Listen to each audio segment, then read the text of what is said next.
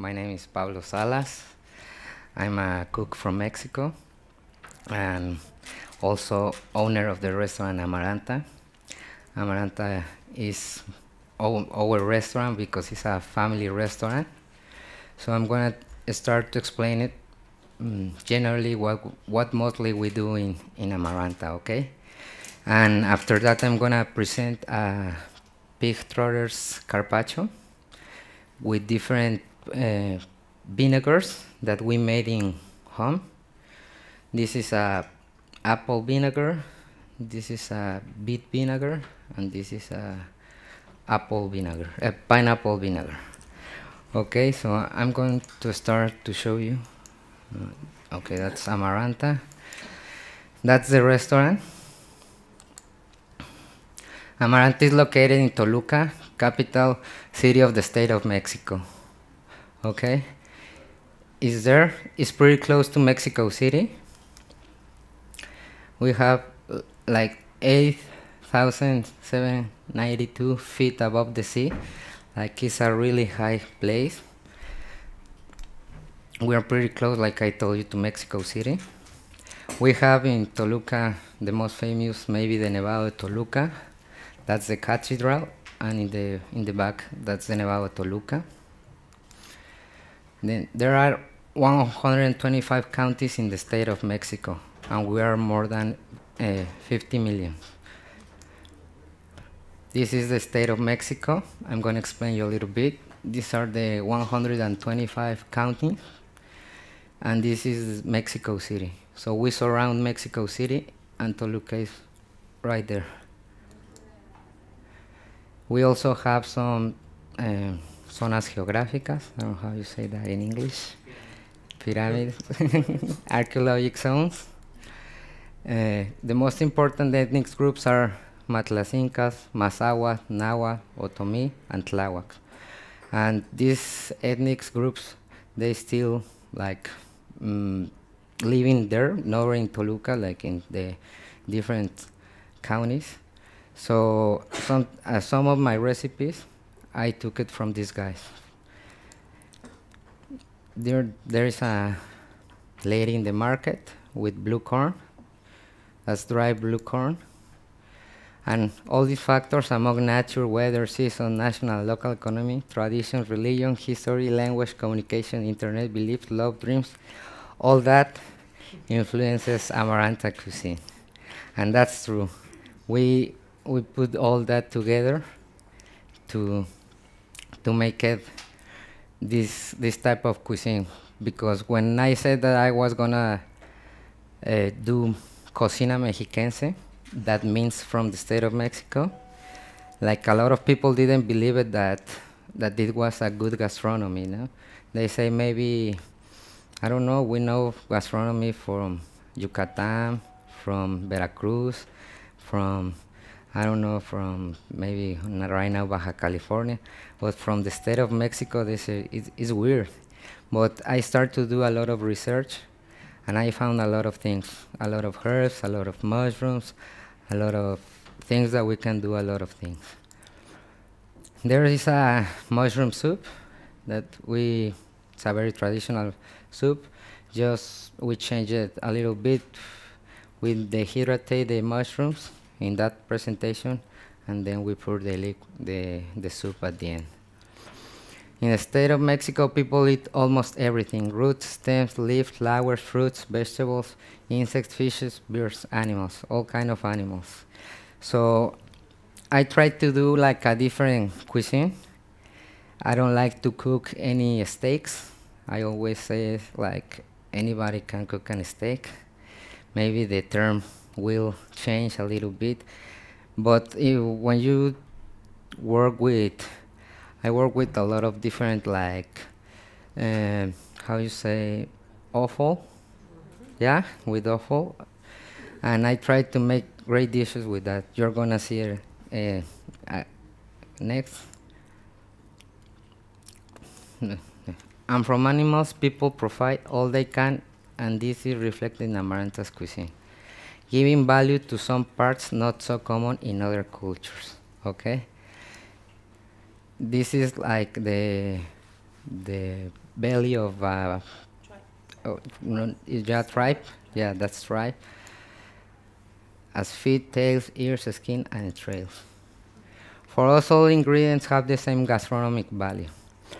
I want to be like really clear to this because sometimes the people say, how is the gastronomic value? It doesn't make like the same as economic value, okay?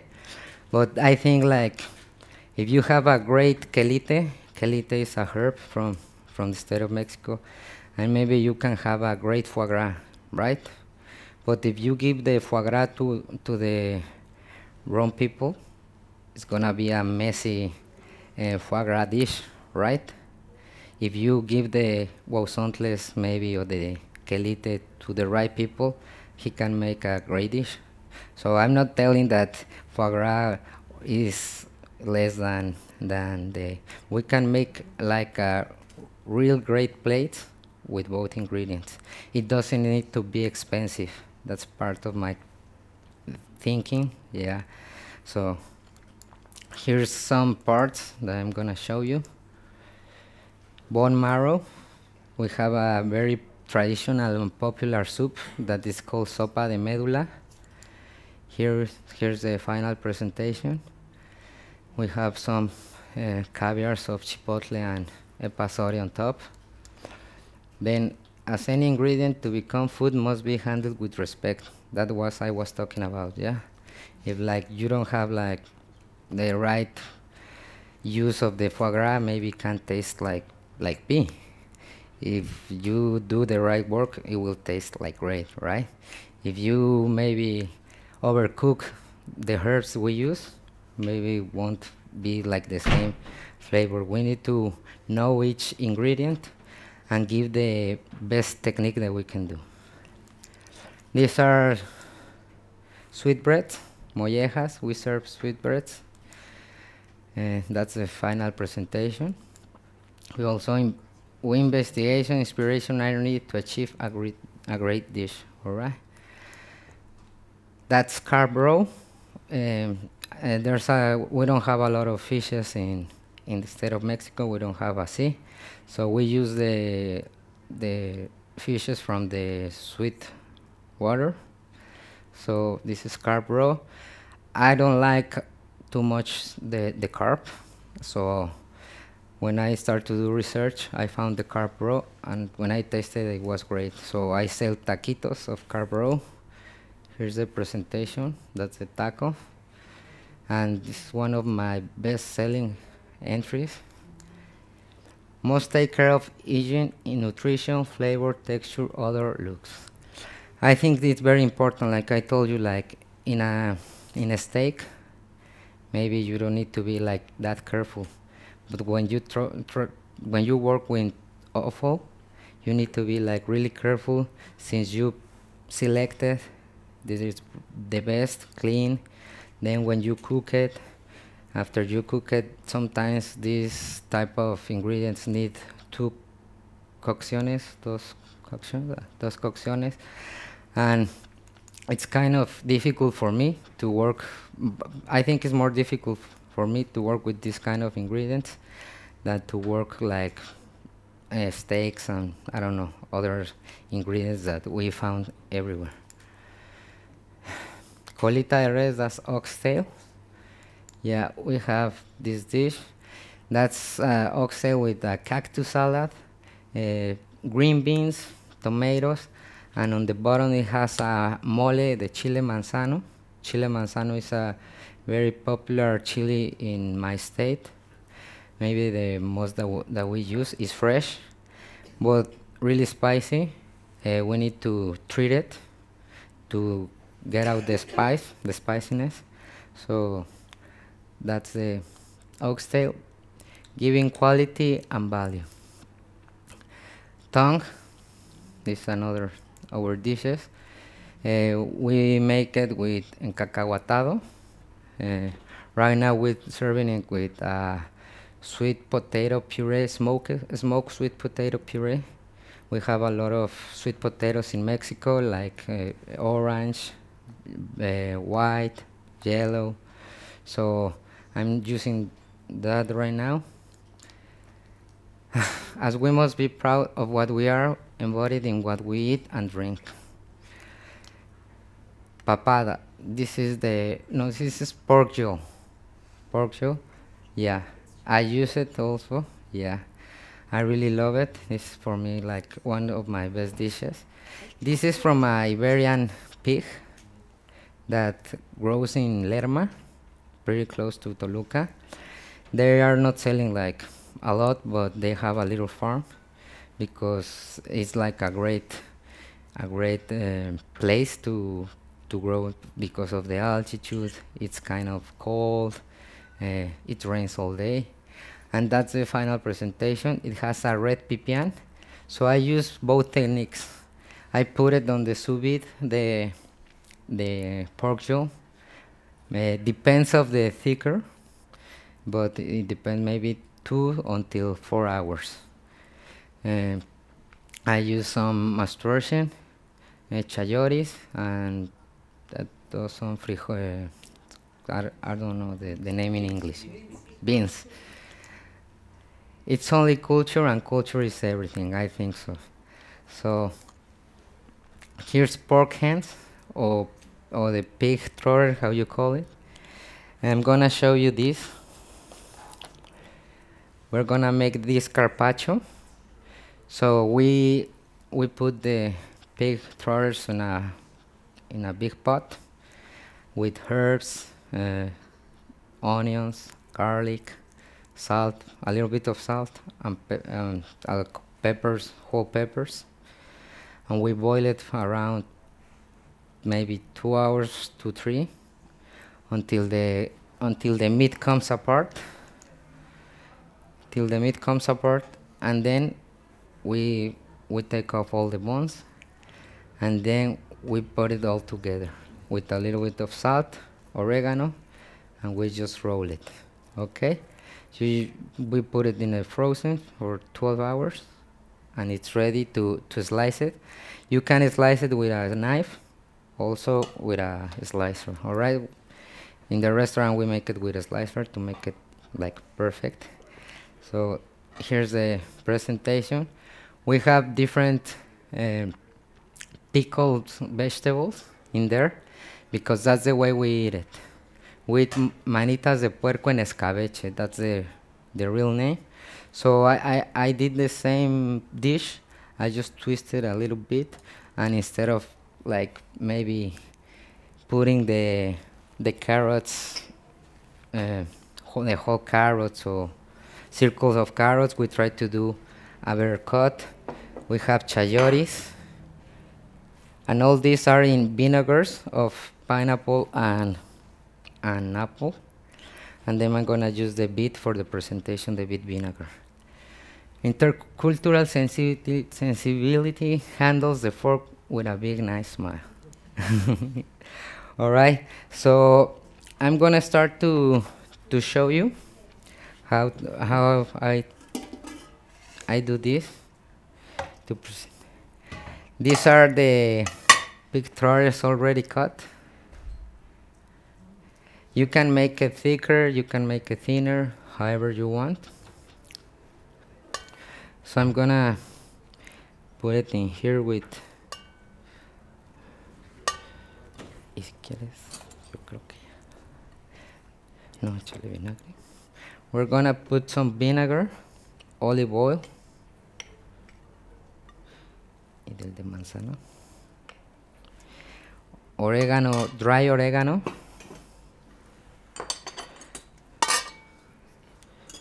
and this you don't need to put anything because of the collagen. It pairs together.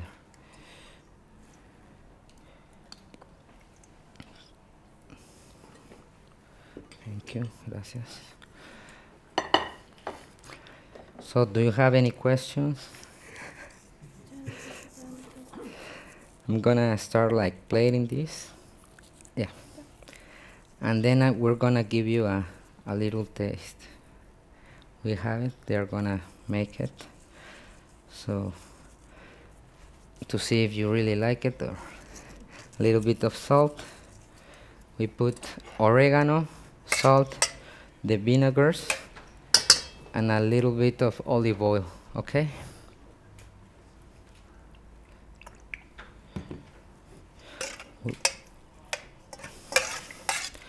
Gonna mix it together.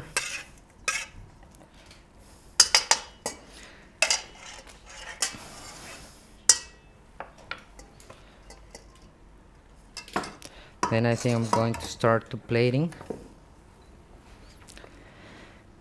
We serve this with this traditional blue corn tortilla. It's not tortilla, it's blue corn. We call it huarache, but also is huarache in a different, in Mexico City. It's different. It's like a quesadilla, which sometimes they put like meat on top. This in Toluca, there is a big tostada. I couldn't bring it like whole because I break it on the way. So they put beans, then they put a cactus salad with tomato, onion, cilantro, and then they put a little bit of chile d'arbol sauce. All right, so I'm going to start to plate this.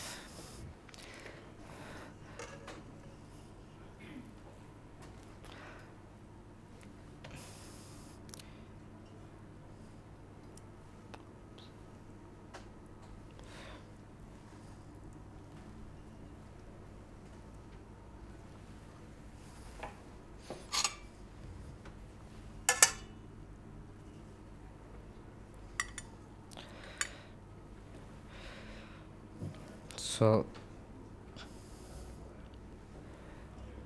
do you have any questions?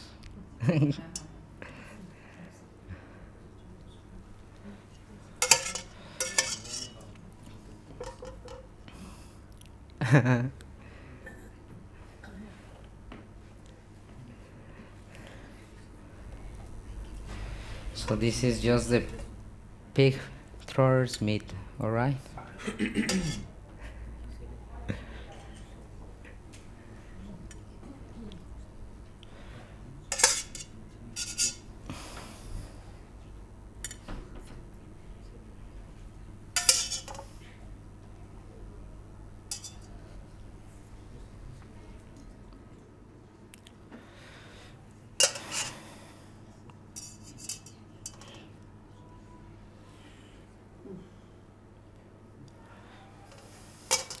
So we put the pig throwers on the plate. Then we're gonna start to put the vegetables. I have here the chayotes. They're already pickled in these two vinegars because I don't want like to dye it, the get color, all right? So I put this.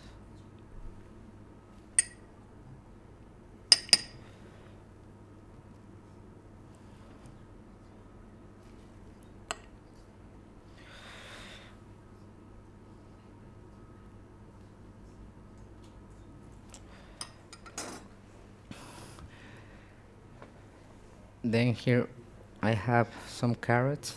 I'm gonna put it with my hand.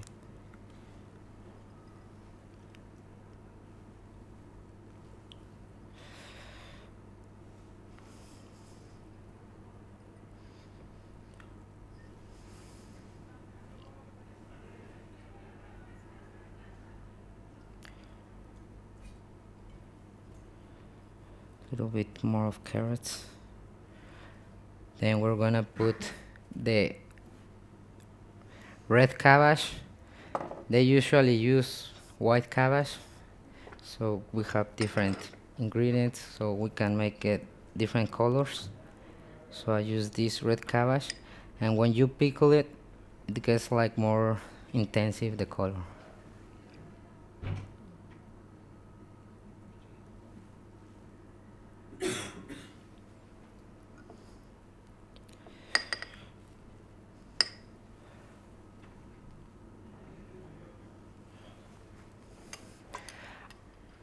I brought cheese from Michoacan.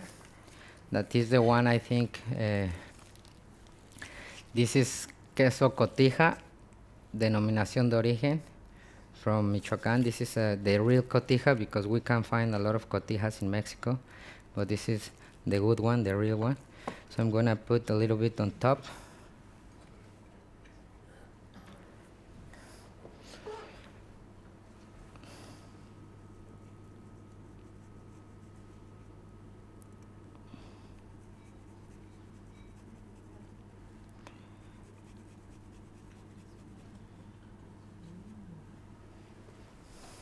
It's a strong cheese, so I'm gonna give you a little taste also of the cheese. And finally I put a little bit of chilies. We use a lot of, or we eat a lot of chilies, pickled chilies, with all these ingredients.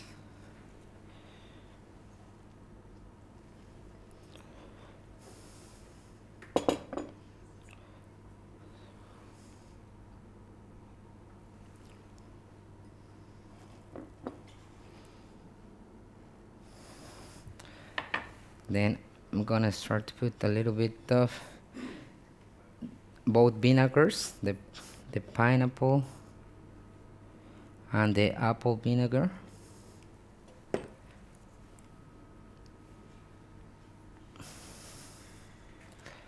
Then a little bit of salt. Here's my salt.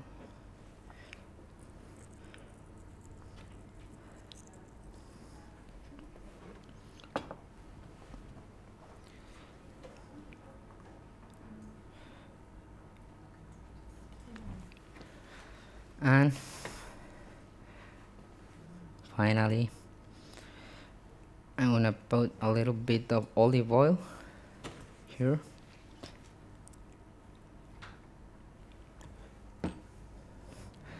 And a little bit of vinegar of beets. Alright. So this is a picture's carpaccio. I don't know where to put it.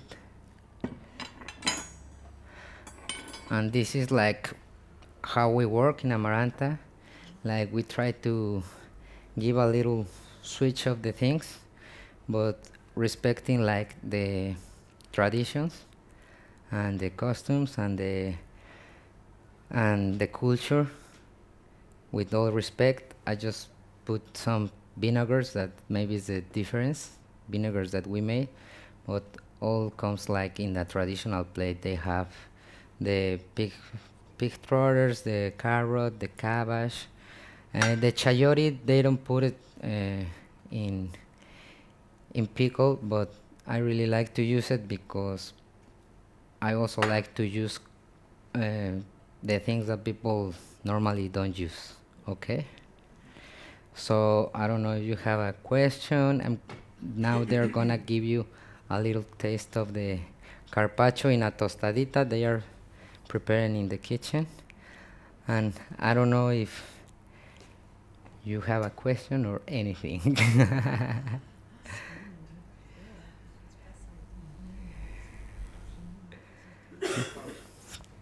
The only thing I want to say is, from all the chats and all what we've been seeing all day, I think, particularly because I know the cuisine from Toluca and the ingredients, I think what you are doing with all this, bringing all this passion, it's more than authentic cuisine. That is what a real chef has to do. So I want to thank you and congratulate you. No, I thank think you. that you're bringing your roots. Yeah, those are my roots, and that's what I'm making in Amaranta. I'm not trying to change, and I'm really proud of that, because I think we have great ingredients. We just have to give them the value, right? And sometimes we don't do that. We say, oh, pig trotters, that's for poor people, and now that is almost one also of the best sellers of my entries. And yeah, people say to me sometimes like, I never taste like the pig trotters, but I tried it today and I really love it. And I think that's our job as a chef, like to, if it doesn't look as good like this, like the picture, maybe to think a little bit, change it, and so the people can maybe give a chance to try it, and maybe they get a surprise. So let's wait for 2 minutes, and I think I'm gonna give you the taste of the tostada. Another question.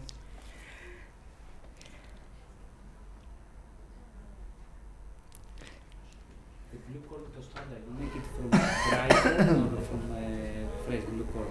They no with fresh blue corn. Yeah, yeah. I don't make it. I won't lie. Yeah, I buy it to the people who make it. It's a really hard work to make it, and sometimes we don't appreciate that or give them the value. Right now, so there's the tostada of.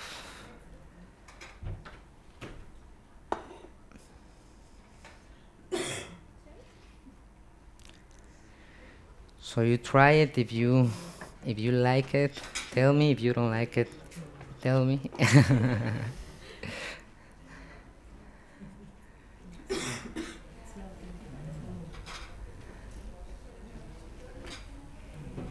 See? Thank you. Yeah, I love vinegars also.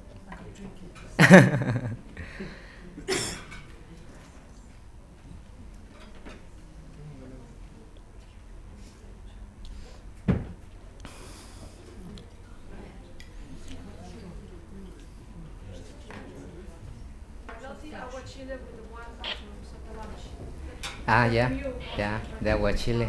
You like it? Yeah, and that's another plate. I just serve a lunch, and I serve wild mushrooms aguachile.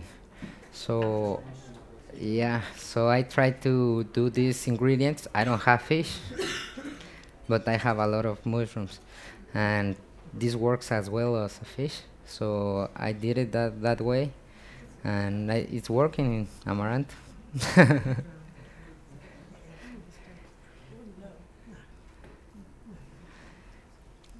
So if you don't have,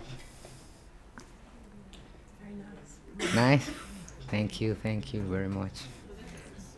Thanks.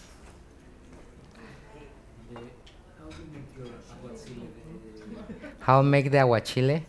The traditional way is to make agua. You blend it with chili. Depends the chili, and strain it and put some lemon on it. That's the traditional way. But I do it with tomatoes, raw tomatoes, a little bit of onion. Then I put some vinegar, lemon, salt, pepper, and that's it. Salt, pepper, the tomatoes, like a raw salsa cruda. We call it salsa cruda. Yo me basé en eso. I took it like inspiration, and just make it like really líquido. And that's it. But I use tomatoes, onions, onions, the vinegars, and a little bit of spinach. Did you see the color? It was like really. But when I mix it, when I blend it until the last time, so the spinach doesn't get black, oxidation. What vinegar do you use for your fruit vinegars? What vinegar? Just a plain. Yeah, to start them, yeah, white vinegar is the best. Yeah, white vinegar, water, and I add to this piloncillo. You don't know the piloncillo? Let me. Con sugar. That packed sugar. We blend it with a little bit of the water and put in dirt, so it gets a little bit sweet. Yeah. How you make it? Similar with water and vinegar, just heat it up, just not quite oily. Okay. And then it's cool. Oh. And then little breast. Yeah. Nice.